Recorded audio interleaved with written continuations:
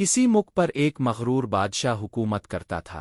वो हीरे जवाहरात, शान और शौकत और अपने जाओ जलाल के नशे में बदमस्त है कर रियाया की तरफ से बिल्कुल गाफिल हो चुका था और इसे उनकी मुश्किलात और परेशानियों की कोई फिक्र नहीं थी।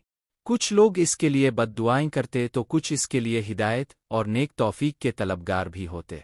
एक वक्त आया जब खुदा ने रियाया की सुन ली।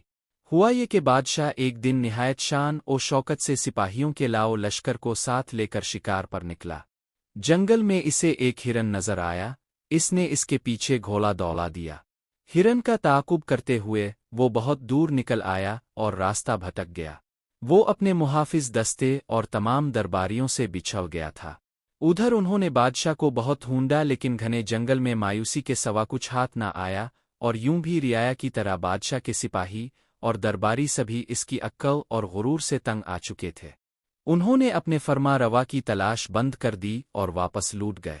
बादशाह सारा वक्त रास्ता तलाश करता रहा लेकिन ना तो इसे अपने महल की तरफ जाने का रास्ता मिला और ना इसके दरबारी।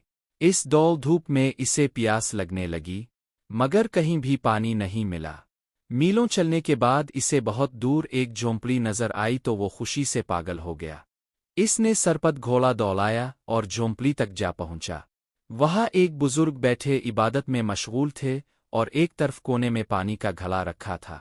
बादशाह ने बड़ी बेताबी और खुश्क जुबान को बमुश्किल हरकत देकर बुजुर्ग से पूछा, पपी पानी मिल जाएगा एक गिलास? हाँ मिल जाएगा मगर एक शर्त पर।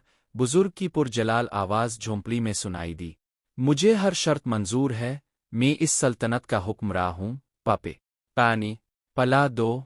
बादशाह ने बेताबी से कहा मगर इस मौका पर भी इसने अपनी अमारत का एहसास दिलाना जरूरी समझा था। पहले शर्त सुन लो, पानी के गिलास के बदले में तुम्हारी पूरी सल्तनत लूंगा। बुजुर्ग ने दुरुस्ती से कहा, पूरी सल्तनत? एक गिलास पानी के बदले? बादशाह ने हैरत से पूछा।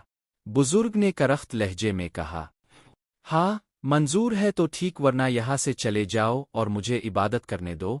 प्यास की शिद्दत से बादशाह को अपना दम निकलता महसूस हो रहा था। इसने निढाल होकर कहा, मुझे मंजूर है, अब मुझे पानी दे दे। पानी पीकर बादशाह की जान में जान आई तो वो बुजुर्ग से कहने लगा, वादे के मुताबिक अब मैं बादशाह नहीं रहा, आप मेरी जगह बादशाह हो गए हैं। अब मेरे साथ महल चली और तख्त संभाल कर मुझे वहां से रुखसत करे। बादशाह की बात सुनकर बुजुर्ग ने मुस्कुराते हुए और एक बेनियाजी के साथ कहा, जिस सल्तनत की कीमत एक गिलास पानी हो, इसकी हकीर बादशाहत लेकर मैं क्या करूंगा। ये सुनकर बादशाह बहुत शर्मिंदा हुआ। इसे अपनी असलियत का इल्म हो गया था और वो जान चुका था कि वाकई इंसान के पास दुनिया भर के खजाने हों कोई बड़ी सल्तनत, लेकिन जब वो मजबूर हो तो इसकी कीमत एक गिलास पानी के बराबर भी नहीं है। बादशाह के दिल से शान और शौकत और अपनी अमारत का सारा ज़ौक़ और शौक़ और हर आरज़ू गोया जाती रही। इसने खुदा का शुक्र अदा किया कि आज इसे हिदायत मिली। बादशाह ने एक अच्छे हुक्मरां के तौर पर जिंदगी बिसर करने का फैसला कर लिया। तब इस बुजुर्ग ने बादशाह को घने जंगल से निकाला और महल तक पहुंचाया। इस मौका पर बादशाह ने बुजुर्ग से वदा किया कि वो अल्लाह के बंदों के साथ भलाई करेगा और अपनी रियाया की खबरगीरी करता रहे।